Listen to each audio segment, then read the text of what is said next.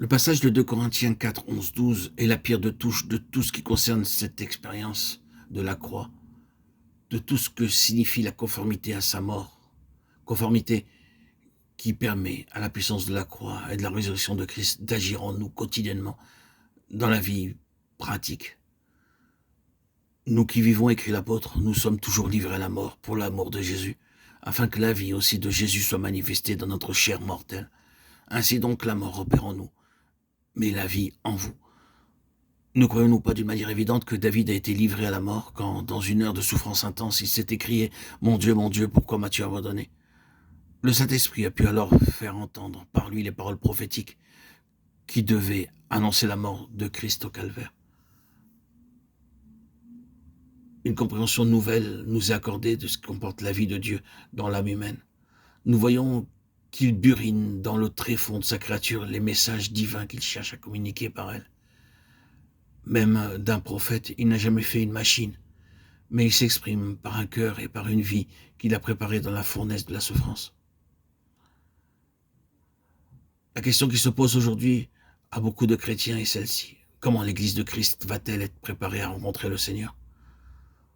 Nous pouvons répondre seulement en consentant à ce que soit créé en elle le vrai esprit de Jésus, en devenant conforme à lui, l'agneau de Dieu. Quelques enfants de Dieu ont eu comme une vision de ces choses. Ils en ont goûté la réalisation dans une certaine mesure. Et ce message brûle dans leur cœur. Mais comment sera-t-il communiqué aux autres, de telle manière qu'il devienne une réalité puissante dans leur vie ? Comment cette vie de Jésus qui nous a été donnée par la communion avec lui dans sa mort atteindra-t-elle les autres ? La réponse est celle-ci. Il faut que nous soyons prêts à être livrés à la mort, comme les prophètes l'ont été. Notre désir le plus profond est de faire connaître autour de nous le message du calvaire dans toute sa puissance.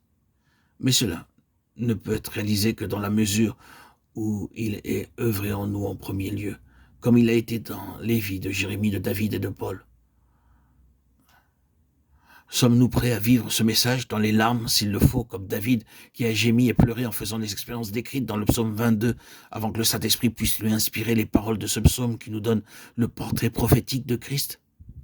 Oui, il nous faut tout autant que David connaître les angoisses, les sanglots du calvaire, dans la communion de ses souffrances. Si nous voulons que le Saint-Esprit communique la vie aux autres, par le message de la croix que nous leur apportons, si nous ne leur faisons part que de nos lumières intellectuelles sur la mort de Christ, cela peut, il est vrai, leur apporter la lumière, mais pas la vie. Nous sommes peut-être capables d'expliquer parfaitement tout ce qui concerne l'identification à Christ dans la mort au péché et la victoire personnelle, si bien que nos auditeurs pourront à leur tour devenir victorieux. Mais ce n'est pas la vie passant au travers de nous. Passant au travers de nous. Car pour cela, il ne faut rien de moins que la communion à ses souffrances, accomplie en nous par le Saint-Esprit.